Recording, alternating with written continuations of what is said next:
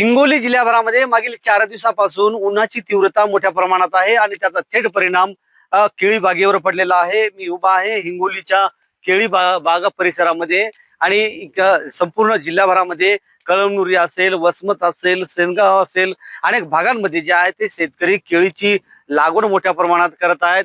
त्याचा लागलेला खर्च देखील मोठ्या प्रमाणात आहे।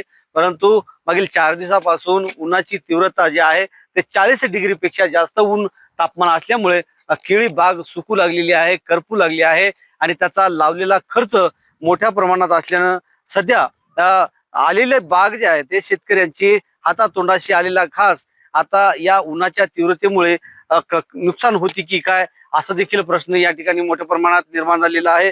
खरं म्हणजे हिंगोली जिल्ह्यातील सर्वात प्रसिद्ध असलेला वसमत आणि कळमनुरी या भागामध्ये केळीची लागवड मोठ्या प्रमाणात शेतकरी करतायत आणि मागील 4 दिवसापासून उन्हाची तीव्रता मोठ्या प्रमाणात असल्यामुळे या केळी बागेचं मोठ्या प्रमाणात नुकसान होते की काय असा देखील प्रश्न या शेतकऱ्यांना भेडसावत आहे।